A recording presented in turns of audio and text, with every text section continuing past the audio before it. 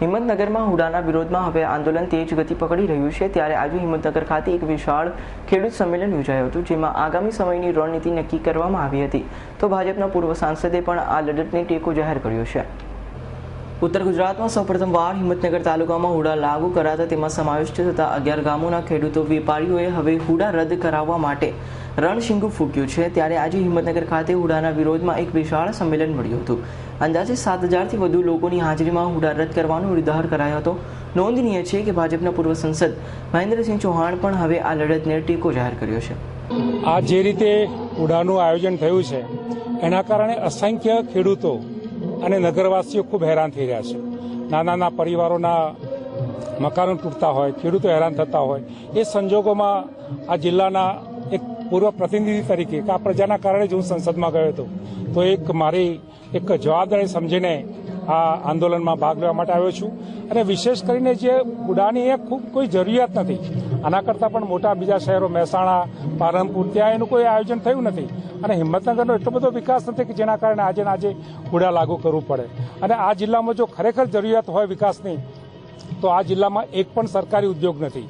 જો સરકારી ઉદ્યોગ સ્થપાય તો લોકોને રોજી મળે. આ જિલ્લામાં એક પણ મીટર બ્રોડગેજ રેલવે લાઇન નથી.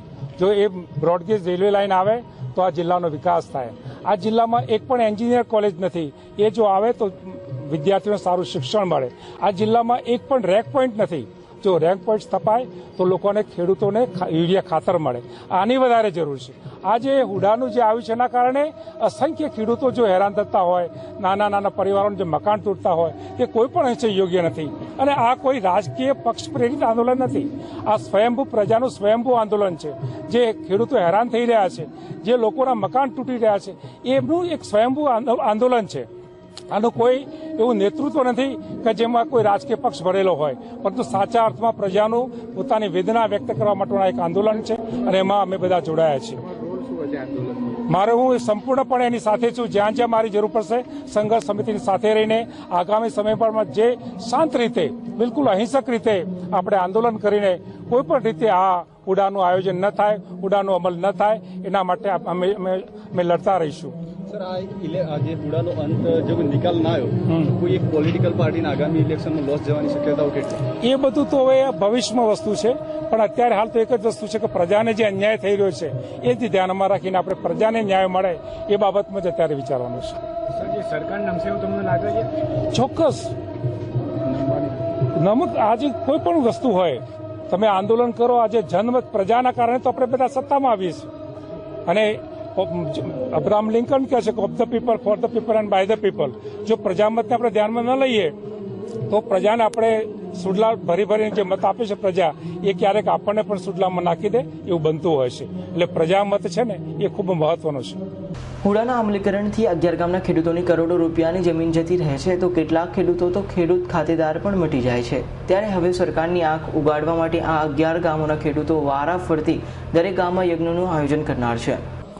આજે અમે આ બંધના મહાસંમેલન, આ હુડાના કારણે મહાસંમેલનનું આયોજન કર્યું છે. એમાં ખૂબ મોટી સંખ્યામાં ગામડેથી ખેડૂતો આવ્યા છે અને એમનું થતું નુકસાન અટકાવવા માટેના પ્રયત્નો કરીએ છીએ. આગામી દિવસોમાં અમે હરેક ગામમાં સરકારના અને અમારા બંને માટે શાંતિ યજ્ઞનું આયોજન કરેલ છે.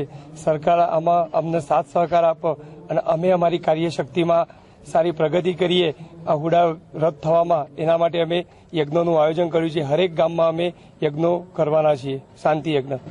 આગામી અમે શાંતિથી જ અમારા પ્રોગ્રામો કરશું. અમારી પોલીસ ફરિયાદ થયેલી છે 800 માણસો ઉપર, 800 ખેડૂતો ઉપર. એ ફરિયાદ પાછી ના ખેંચાય તો સમગ્ર અમે જેલભરો આંદોલન કરવાના છીએ. આજે મળેલી સભામાં ખેડૂતોએ સરકાર સામે બાયો ચઢાવવાની તો નક્કી કરી છે, પણ સાથે સાથે જે 800 ખેડૂતો સામે પોલીસ ફરિયાદ નોંધાઈ છે પણ રદ કરવાની માંગ કરી છે. નહીં તો આગામી સમયમાં જેલ ભરો આંદોલનની પણ તૈયારી કરી દેવાઈ છે. દીપક સિંહ રાઠોડનો રિપોર્ટ, S9 ન્યૂઝ, હિંમતનગર.